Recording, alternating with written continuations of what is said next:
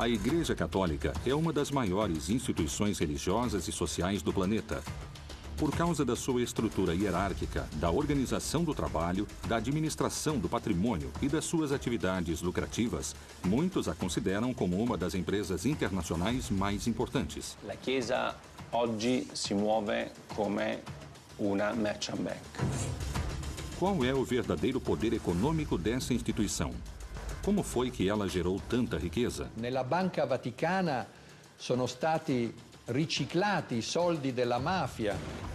Qual é a função do Banco do Vaticano e de que forma ele destina seus recursos? As riquezas do Vaticano são investidas onde se realiza a lavagem de dinheiro. Il Vangelo non scrive da nessuna parte che gli apostoli e i successori di Pietro devono costruire una banca.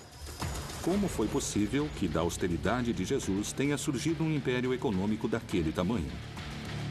O Estado do Vaticano nasceu em 1929, a partir do tratado entre o Papa Pio XI e o regime de Mussolini. Ho scoperto che per diventare santo è un'operazione che costa anche 100, 200, 300, 400, fino a 600 mila euro. A igreja acabou se tornando algo enorme. A igreja começou o milênio enfrentando grandes dilemas que podem determinar o seu futuro. Muitos religiosos e sacerdotes não dão testemunhos de coerência entre o que dizem e o que fazem. Il cardinale Tarcisio Bertone ha ristrutturato la propria casa spendendo $500.000 di euro, dei soldi di un ospedale che dovrebbe spendere quei soldi per le malattie dei bambini piccoli. Será que o Papa Francisco é a solução para os atuais problemas dessa instituição? Papa Francesco è stato eletto esclusivamente con questo obiettivo: riformare la curia romana, che era ormai arrivata ad un degrado di immoralità inconcepibile. Quais foram os motivos da sua eleição? Realmente o Sumo Pontífice administra os interesses da Igreja? Ou, como algumas pessoas asseguram, será que se trata de uma fabulosa estratégia de marketing que procura novos clientes? Será que a Igreja Católica é a maior empresa do planeta? Ou será que ela é só uma enorme religião que move a fé de milhões de seguidores?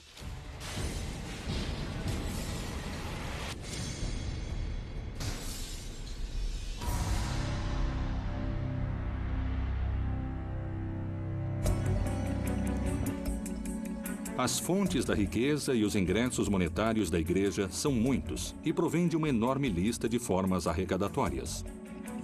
Esmolas, dízimos, primícias, pagamentos da administração dos sacramentos, batismos, casamentos, crismas, extrema-unção, heranças de particulares, aluguéis, investimentos e muitas coisas mais.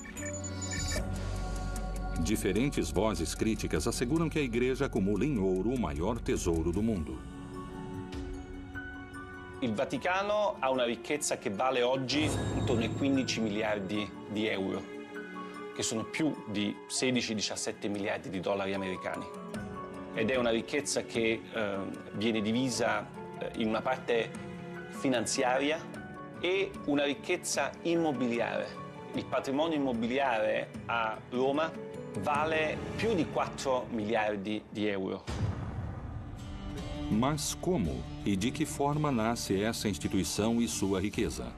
O papado que existe a partir do começo do cristianismo, do século I, e, acima de tudo, aquele que existe a partir do século VI, vai ter cada vez mais riquezas ao longo da vida medieval. Por isso, nos séculos XIV e XV, acredita-se que 1/3 ou 1/4 de todas as terras europeias pertenciam ao papado.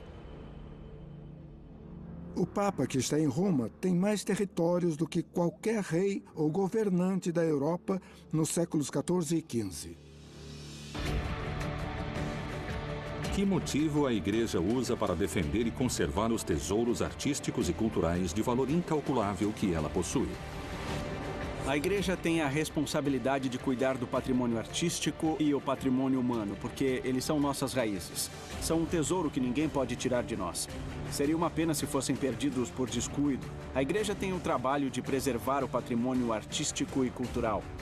E muitas vezes ela não tem recursos para fazer isto. E é uma pena que nem sempre possam cuidar dessas obras de arte como elas merecem. Le carte dimostrano che il Vaticano ha proprietà immobiliari importanti anche in Inghilterra, a Londra per la precisione, a Bond Street, una delle vie più eleganti e quasi tutta del Vaticano. Il negozio dove c'è Bulgari è di proprietà del Vaticano.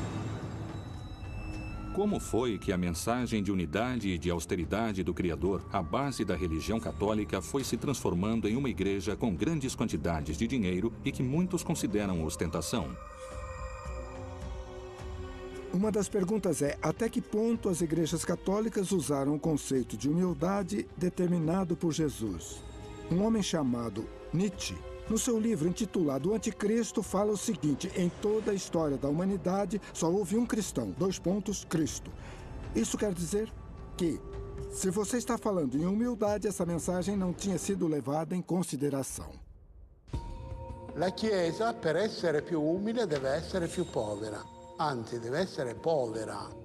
Deve avere uno spirito povero. Della prima beatitudine, beati i poveri in spirito. Perché deve riconoscere e vivere che tutto quello che la Chiesa possiede è un patrimonium pauperum e deve essere messo a servizio dei poveri.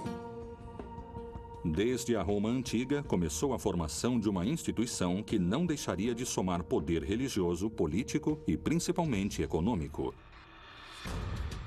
Qual foi o plano financeiro e monetário que a Igreja desenhou para incrementar suas riquezas? Principalmente no século XV e no começo do século XVI, a Igreja permitia o perdão dos pecados se o sujeito fizesse uma doação importante para a Igreja. O sujeito que doava suas terras para a Igreja, do meu ponto de vista, fazia isso apenas por um motivo. Esse sujeito acreditava cegamente que isso lhe daria acesso ao paraíso, menos tempo no purgatório e o perdão dos seus pecados. Le vecchie signore che lasciavano in eredità tutto alla Chiesa, come diceva una mia cugina, tutto ai preti. Se fai del bene alla Chiesa nell'aldilà, ti ritrovi premiato nell'aldilà. E questo è stato una delle fonti della crescita del patrimonio degli ecclesiastici. A Igreja vai investir seu dinheiro em todo tipo de empresas e por isso constantemente vai chegar dinheiro nos bolsos de Roma. E por isso se considera que no século XX e também no XXI, o papado tem muito dinheiro. E aquilo deu origem a todo tipo de teorias, mais conspiratórias ou menos conspiratórias.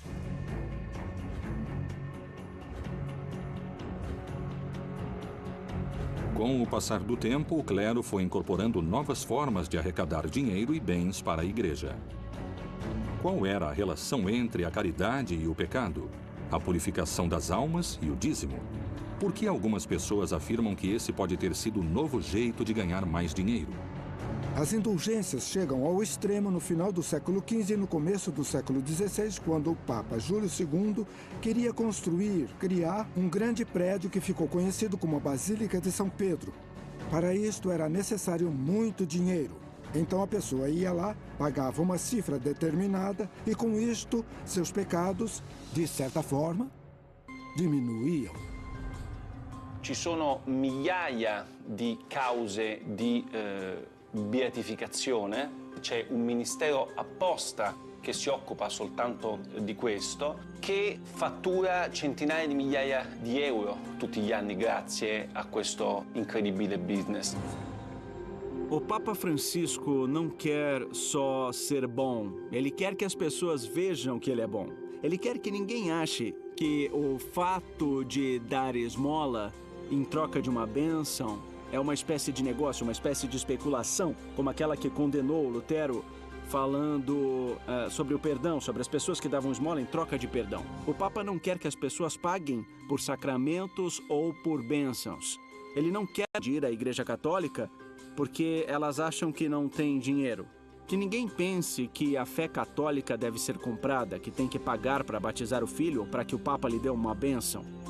É a mesma mensagem que está no Evangelho. Jesus Cristo dizia: dai de graça o que de graça recebestes.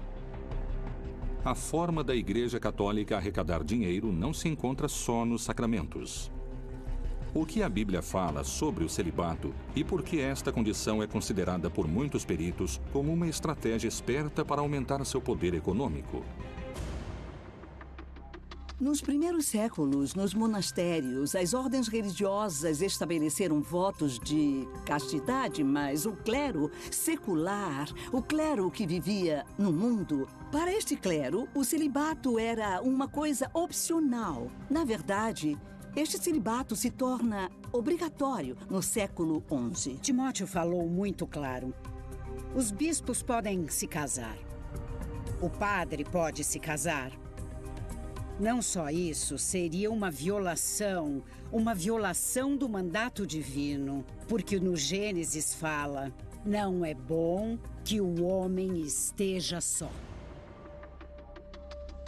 A Igreja, se apoiando no celibato do clero, garante também que as propriedades que um sacerdote ou um padre possa adquirir não vão se tornar uma propriedade individual, e sim uma corporação. Isso significa que vão ser da Igreja e, dessa forma, a Igreja aumenta seu patrimônio. Surgiriam problemas econômicos quando eles perceberam, e isso é realmente um absurdo, que os filhos de todos os sacerdotes poderiam herdar os inúmeros bens da Igreja. Como se chegou à etapa moderna dos estados pontifícios? Vaticano é o nome de uma das 7 colinas tradicionais de Roma. O Estado do Vaticano nasceu em 1929 a partir do tratado entre o Papa Pio XI e o regime de Mussolini. Dia 11 de fevereiro de 1929, se assinou o Tratado de Latrão. Eram uma série de acordos entre a Santa Sé e o governo de Mussolini. O Benito Mussolini faz uma coisa muito esperta, que é o Tratado de Latrão. Isso se trata simplesmente de resolver uma velha briga que existia na Itália desde o começo da unificação italiana de 1870, a partir de quando o Estado Vaticano fica dentro do Estado italiano. Concretamente, quais foram os benefícios que a Igreja teve com esses acordos assinados com Mussolini? Deixaram que a Igreja criasse um Estado autônomo, um país separado do Estado italiano, que se tornou o Estado do Vaticano. Houve um ressarcimento econômico muito importante durante o ano de 1870 até o ano de 1929, por estar submetido ao governo italiano. E, em troca disso, a Igreja deu a Mussolini o apoio político. A Igreja não podia opinar na política. E o Mussolini poderia escolher quem seria o bispo de cada uma das regiões da Itália e, claro, de Roma também. A partir desses acordos começa a etapa moderna dos estados pontifícios. Diversas práticas e situações teriam ajudado a aumentar a fortuna ano após ano, século após século. Não se trata só dos bens materiais, como ouro, propriedades e investimentos no mundo todo, mas também ele está se tornando um enorme valor cultural. De alguma forma, os bolsos do Vaticano ficaram se enchendo até que o próprio Vaticano se tornou a instituição multimilionária que é atualmente. È impossibile valutare il patrimonio di tutta la Chiesa cattolica. È praticamente impossibile. Sicuramente parliamo di miliardi e miliardi di dollari. È impossibile saperlo perché nemmeno il Vaticano lo sa.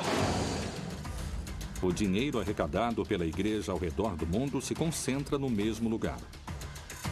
Por que o Papa Pio XII criou um instituto para as obras da religião, mundialmente conhecido como o Banco do Vaticano? Quanto dinheiro e quanto ouro administra e a que negócio se dedica?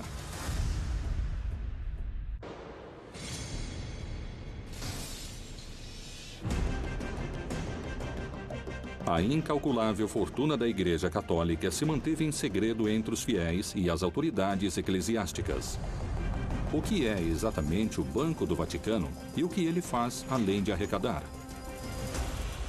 O Banco do Vaticano é uma instituição que foi criada para que as ordens religiosas, as instituições católicas, não tivessem seu patrimônio em poder de outros bancos que poderiam usar esse patrimônio para investimentos não éticos, talvez investimentos em armas ou na indústria farmacêutica especulativa, e também para facilitar as transações econômicas nos países em que a Igreja era perseguida. Non solo, il Vaticano ha moltissimi soldi che vengono fatti da donazioni, tipo l'obolo di San Pietro, o attraverso i guadagni che sono fatti dalla sua banca, i guadagni finanziari come lo IOR. Anche in questo caso questi soldi vengono gestiti in maniera secondo me piuttosto discutibile. L'obolo di San Pietro, per esempio, è una donazione che i fedeli di tutto il mondo fanno direttamente al Papa. Que benefícios econômicos teve a Igreja Católica com o Banco do Vaticano como ferramenta de investimento e arrecadação? As riquezas do Vaticano também são investidas em empresas onde, por meio de estudos das redes bancárias, podemos ver que si realizza lavagem di dinheiro. Nella Banca Vaticana sono stati riciclati i soldi della mafia, come ha dimostrato il Tribunale di Roma.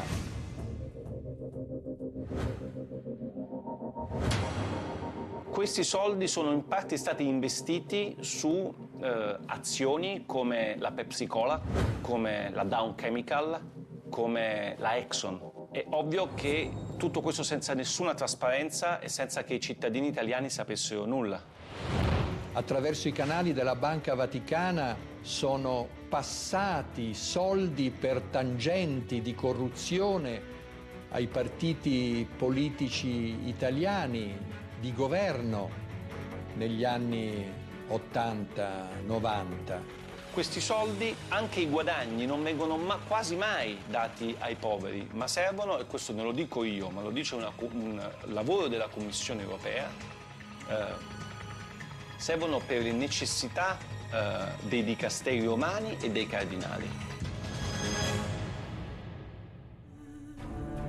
Faz muito tempo, muitas pessoas, entre especialistas e grandes teólogos, se fazem a mesma pergunta. Como é possível que a Igreja acumule tantas riquezas, sendo que há tantos pobres no mundo? Como historiador da Idade Média, eu visito muitas igrejas. E algo que temos que enxergar é a riqueza da Igreja ao longo dos séculos, diante da pobreza imensurável de muitos. E essas pessoas pobres, e não é à toa, já se rebelaram várias vezes contra a Igreja. Quero acreditar que o Papa Francisco realmente vai mudar algo. La Conferenza Episcopale Italiana, che è la più importante del mondo, riceve direttamente dagli italiani quasi 1 miliardo di euro l'anno, che secondo le pubblicità che i vescovi fanno in televisione servirebbero ai poveri, agli ultimi, ai paesi del terzo mondo. L'80% di questi soldi non va ai poveri. Seria possível terminar definitivamente com a pobreza se o Vaticano se desprendesse de toda essa riqueza que possui ao redor do mundo? Vender as propriedades da Igreja para acabar com a pobreza do mundo seria útil, mas serviria só para disfarçar o problema, não é? Eu acho que o que o Francisco está fazendo é mudar a cultura. Isso significa fazer com que a situação, o ritmo de vida daqueles que têm mais poder no Vaticano seja mais discreto, mais exemplar.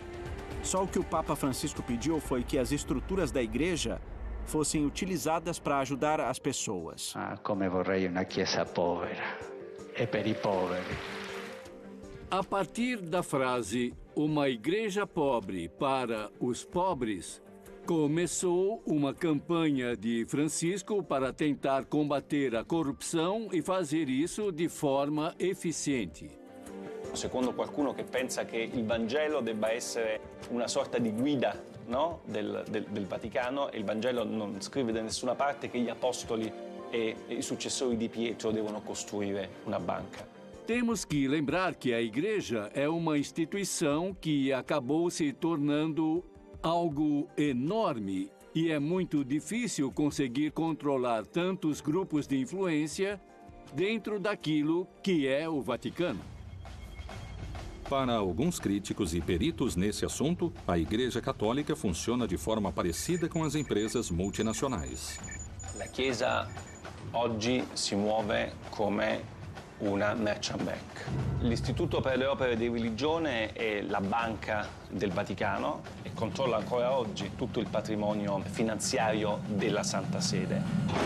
Il problema è che lo IOR nel corso dei decenni è finito in tantissimi scandali, perché all'interno dello IOR hanno riciclato denaro i mafiosi, hanno riciclato denaro politici, imprenditori, tutte persone che non avevano alcun diritto, secondo le leggi del Vaticano, di avere i soldi allo IOR.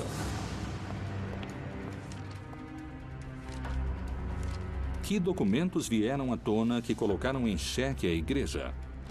O escândalo do Vatilix II poderá ser o começo das reformas que o Papa Francisco quer na sua Igreja. O nível de diversificação da renda e dos gastos do Vaticano, o que podemos ver por meio dos acontecimentos e dos Vatilix 1 e 2, é muito obscuro. Era necessário que se fizesse uma reforma profunda.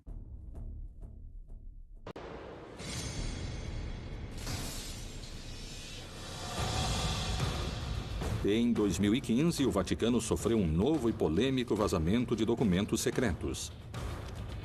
Esse acontecimento ficou conhecido como Vatilix II, em alusão a um escândalo parecido que aconteceu em 2012, quando uma parte da correspondência do Papa Bento XVI foi exposta. Os novos vazamentos, diferentemente dos primeiros, revelam todo tipo de irregolaridades nas finanças do Vaticano. Il Vatilix 2 è stato lo scandalo del 2015, state parlando con uno dei protagonisti dello scandalo perché io ho pubblicato nel mio libro una serie di documenti che di carattere finanziario e economico che per la prima volta hanno raccontato la reale ricchezza del Vaticano e come questi soldi in Vaticano vengono gestiti, i soldi delle donazioni, i soldi che sono presenti all'APSA, gli immobili che il Vaticano controlla. Os dados do vazamento Vatilix II são muito interessantes porque são a prova da situação em que o Papa Francisco se encontrava antes da reforma. Na verdade, são um tesouro. O escândalo financeiro Vatilix II revela documentos que foram publicados em 2 livros. Num deles, o autor Emiliano Fittipaldi denuncia irregularidades de todo tipo nas finanças da Santa Sé, apresentando o Vaticano com grandes problemas econômicos.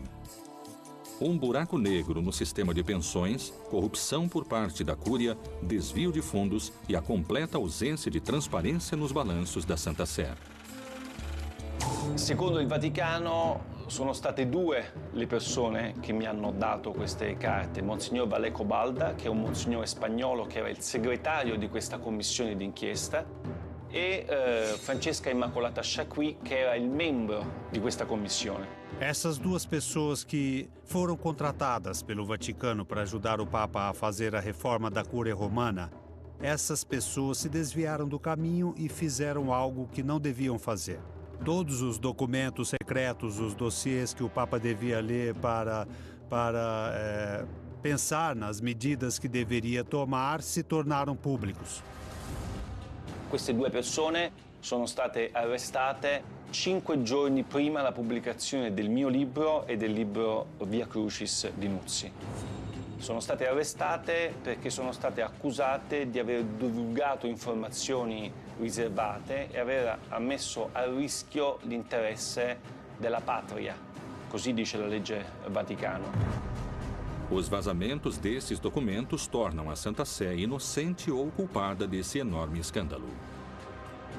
Quando eles foram publicados, já tinham se passado muitos meses depois que começaram a realizar algumas medidas para evitar esses problemas.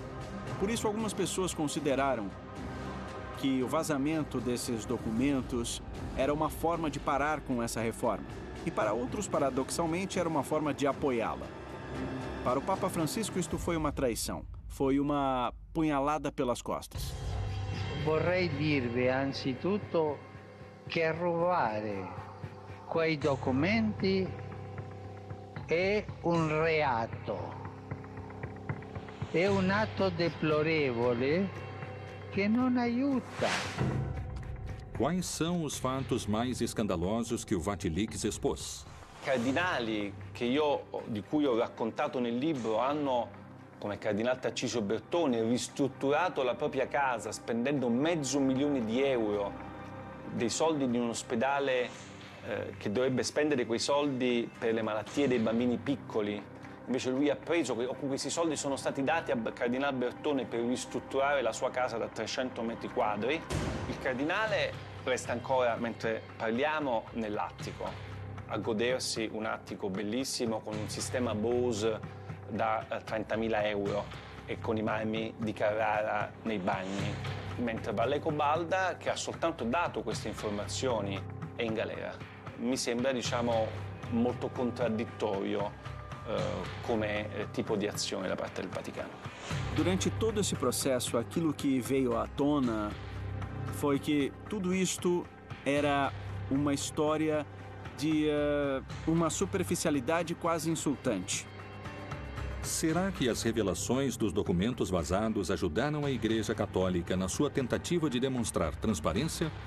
Ou isto foi um golpe para a fé que faria a Igreja perder fiéis ao redor do mundo? Rapidamente, os vazamentos enfraquecem o papado. Isto é, se nós tornarmos públicos os pecados de alguns sacerdotes, vamos estragar o prestígio dessa instituição tão valiosa que é a Igreja Católica. E vamos enfraquecer a fé, que é muito importante e valiosa para nossos crentes. É mais conveniente para a Igreja Católica salvar o prestígio dela, e é mais vantajoso esconder essas coisas do que revelar tudo. Io non credo che il Vatilix sia stato un male necessario per una riforma del Vaticano, semplicemente perché io penso che il Vatilix non sia stato un male.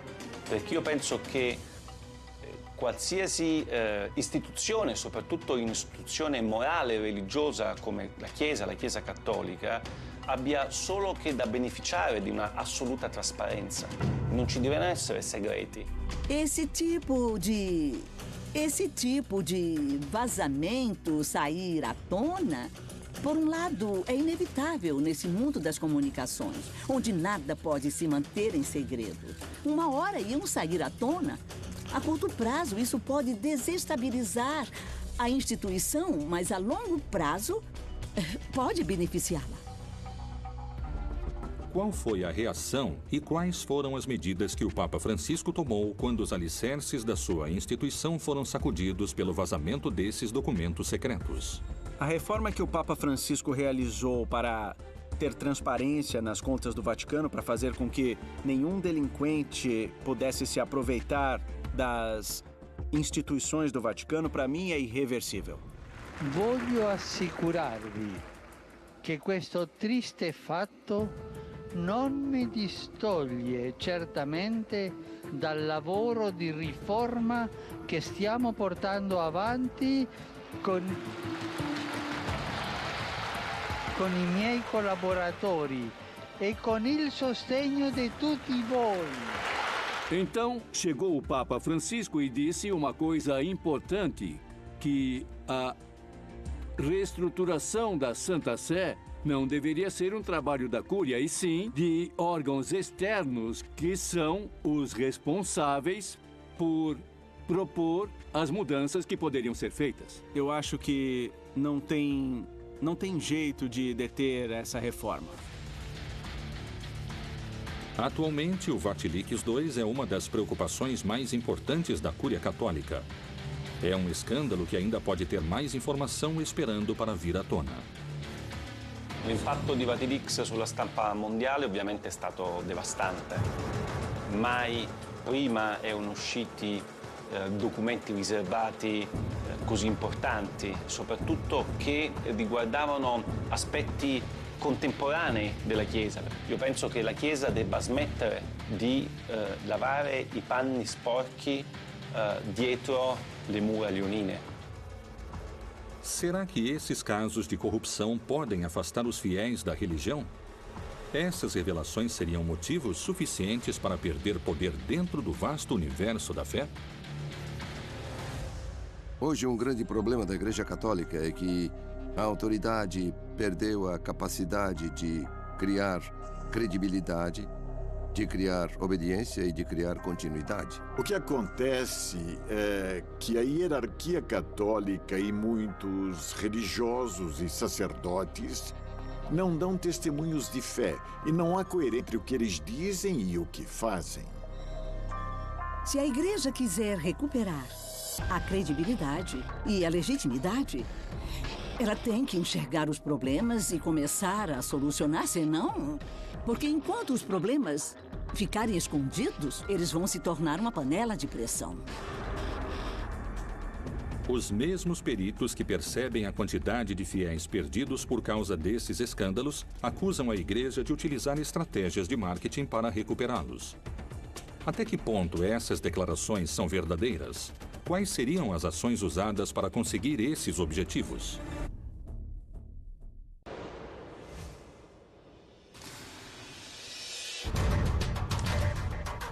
Os vazamentos dos documentos financeiros secretos, conhecidos como Vatilix II, não só abalaram a Igreja Católica, mas, segundo alguns especialistas e teólogos, também afastaram muitos fiéis ao redor do mundo. Será que a Igreja Católica criou uma estratégia de marketing com slogans de estilo publicitário e com uma fórmula para fomentar e somar seguidores? Por que algumas pessoas falam das aparições da Virgem, dos milagres dos santos e das canonizações como uma estratégia de marketing?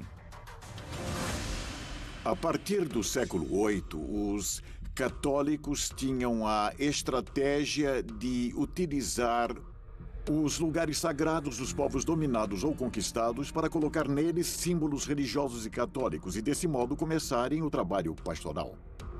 Conforme a Igreja ia evoluindo nos últimos anos, os papas destacaram cada vez mais a necessidade de levar santos a todas as comunidades.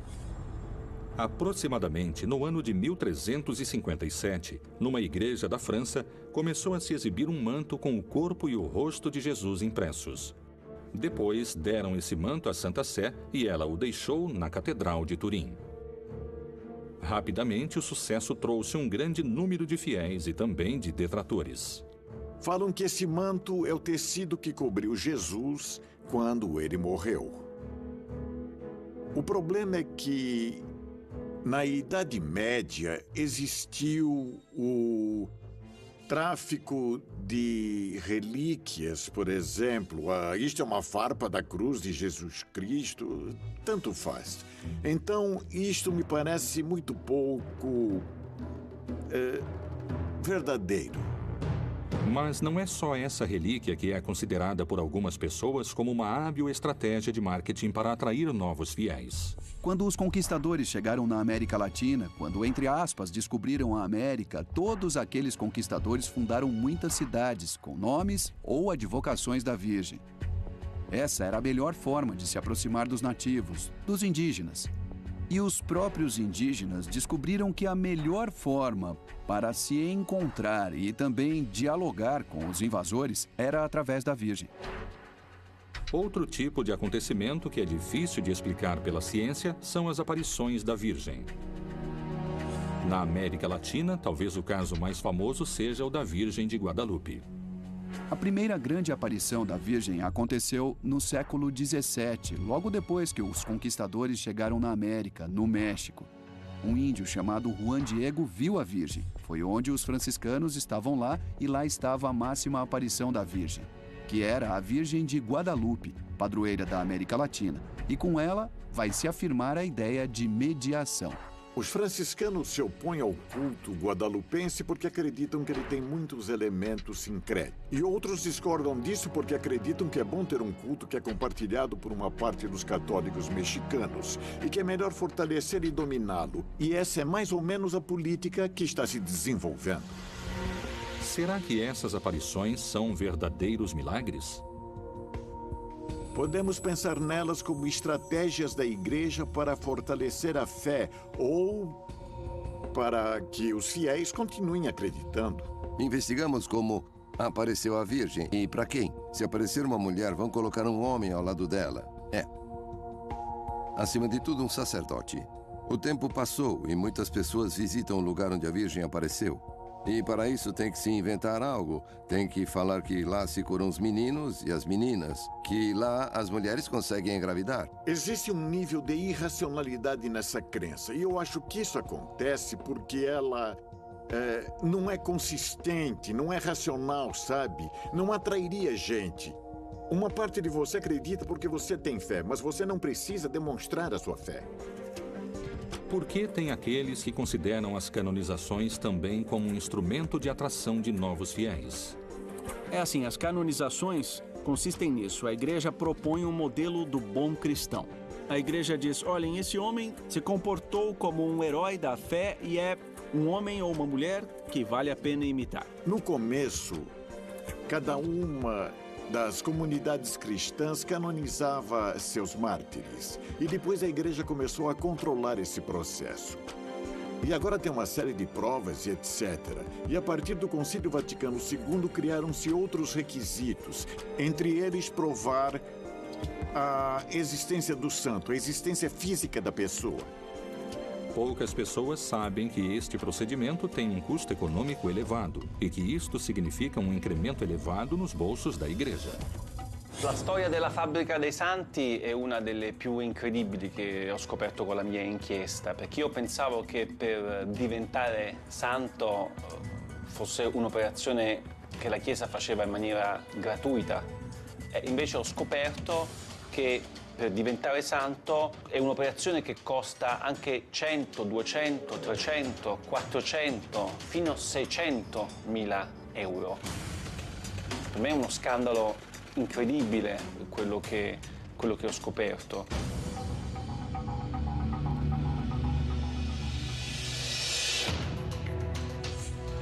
Relíquias de procedência duvidosa, visões milagrosas difíceis de comprovar e canonizações envolvidas em manobras econômicas apresentam controvérsias, dividindo fiéis e detratores.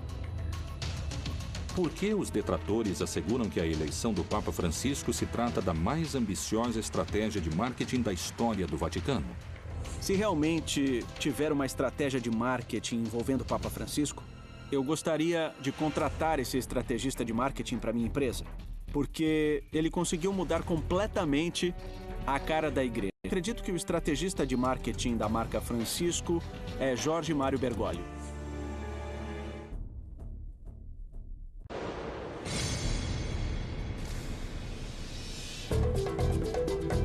O mundo comenta sobre o estilo Bergoglio. Roma e o Vaticano vendem souvenirs nas ruas e os meios de comunicação no mundo todo falam da papamania.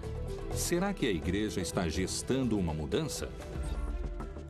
Francisco renova a comunicação utilizando as redes sociais e, desse jeito, moderniza a forma de falar com milhares de fiéis ao redor do mundo.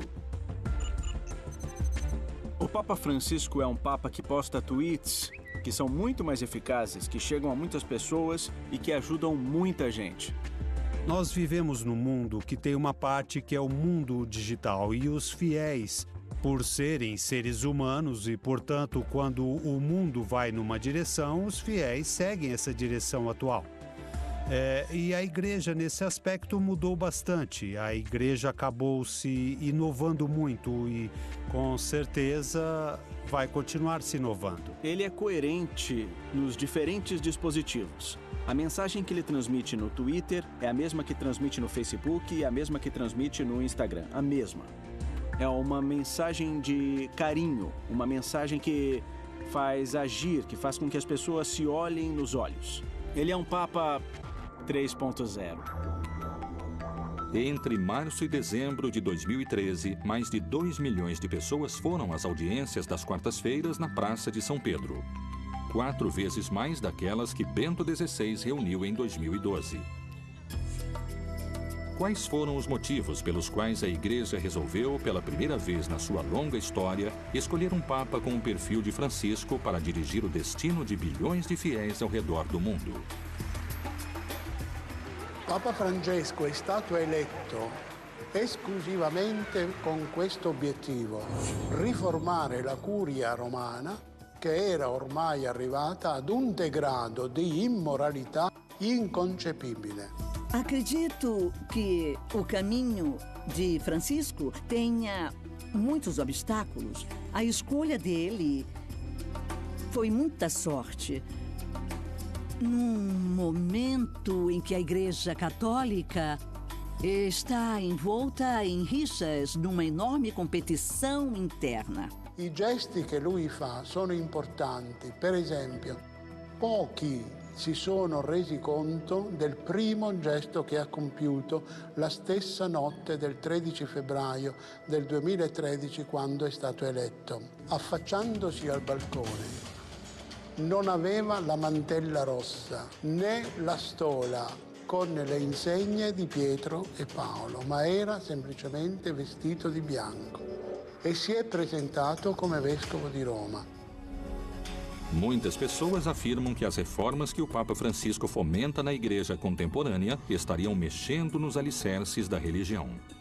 Respingano inoltre modelli economici disumani che creano nuove forme di povertà ed emarginano i lavoratori e la cultura della morte che svaluta l'immagine di Dio, il Dio della vita, e viola la dignità di ogni uomo, donna e bambino. O Papa Francisco destaca constantemente a necessidade de combater a corrupção. Ele diz que é algo que vai te levar para o inferno. Então, para que ele possa combater de maneira eficiente esse fenômeno que ele é terminantemente contra, resolveu criar mecanismos para que exista um funcionamento mais eficiente e também tentou procurar em quais aspectos podia existir corrupção, porque a corrupção é uma coisa que ele é completamente contra. As declarações e as ações de Francisco dão volta ao mundo na televisão, nos jornais e na internet. Qual é o discurso que chama tanto a atenção?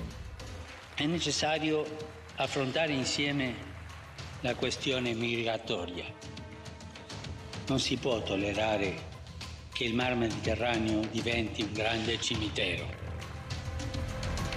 O Papa Francisco, desde que foi eleito Papa, conseguiu se consolidar como uma espécie de consciência da humanidade.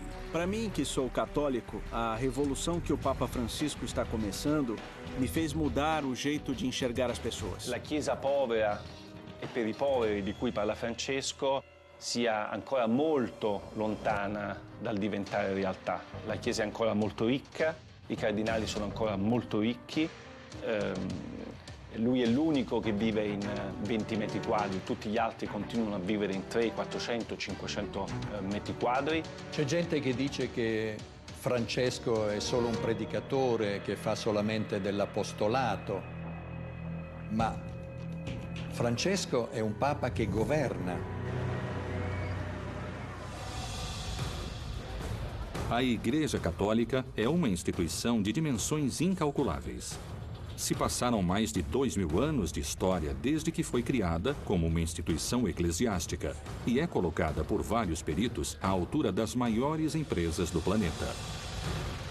Se os santos, as virgens e as canonizações fazem parte do divino, ou se elas são hábeis estratégias de marketing para atrair fiéis, isso continuará sendo um mistério a ser revelado.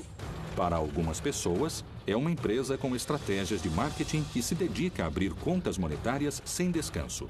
Para outras pessoas, significa a salvação da sua alma e a porta ao paraíso, onde vão poder descansar em paz.